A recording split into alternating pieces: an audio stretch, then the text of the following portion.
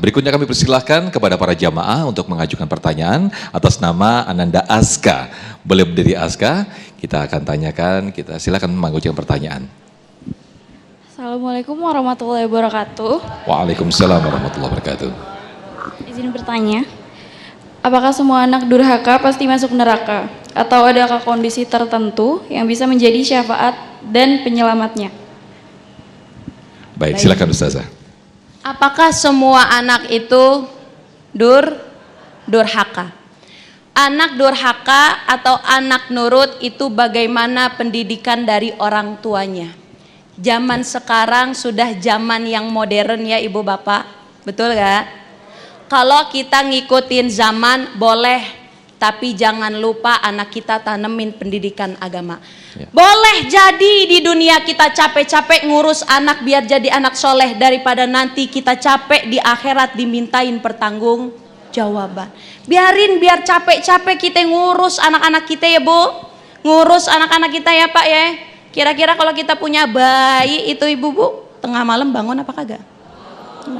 Ngapain bangun?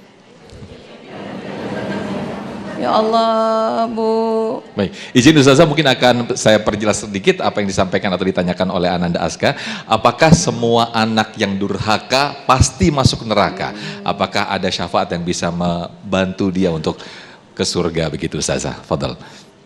Jadi semua anak itu apabila dia durhaka kepada seorang ibu dan bapak, apakah ada syafaat yang bisa memberikan dia untuk bebas dari dosa itu? Bu, bapak, apabila seorang ibu bapak dalam keadaan redho kepada seorang anak, walaupun anaknya durhaka, insya Allah pintu sorga terbuka.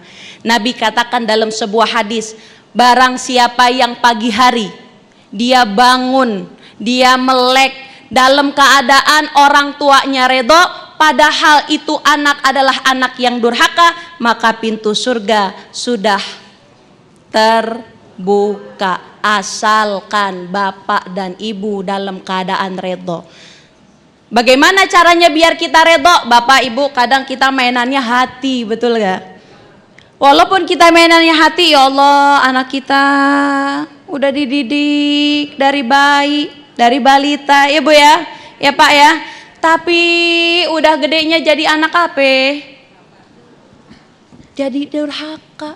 Sakit hati seorang ibu, tapi lihat kisahnya Alqamah.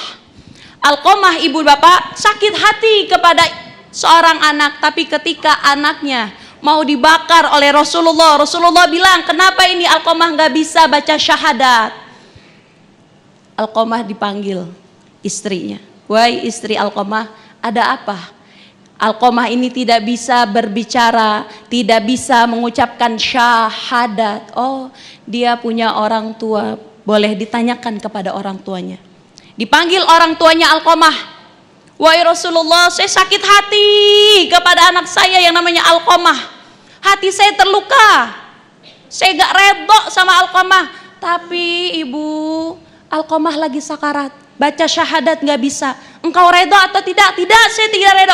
Kalau engkau tidak redho, tolong ambilkan kayu bakar, saya mau bakar Alqamah. Itu kata Rasulullah. Hati orang tua tersayat ketika Rasulullah bilang mau membakar Alqamah. Akhirnya ibunya Alqamah bilang, wahai Rasulullah, jangan, hentikan, jangan dibakar anakku, aku redho dunia akhirat, jangan. Seketika itu Alqamah bisa mengucapkan 2 kalimat syahadat. Oleh karenanya semua mainannya dalam hati. Sedurhaka apapun seorang anak dan ibu, bapak dan ibunya harus memiliki hati yang lapang. Karena tadi guru kita sudah mengatakan bahwa anak itu diberikan kepada kita bisa jadi rezeki, bisa jadi ujian buat kita, menguji daripada kesabaran kita yang ada di dunia. Wallahu a'lam.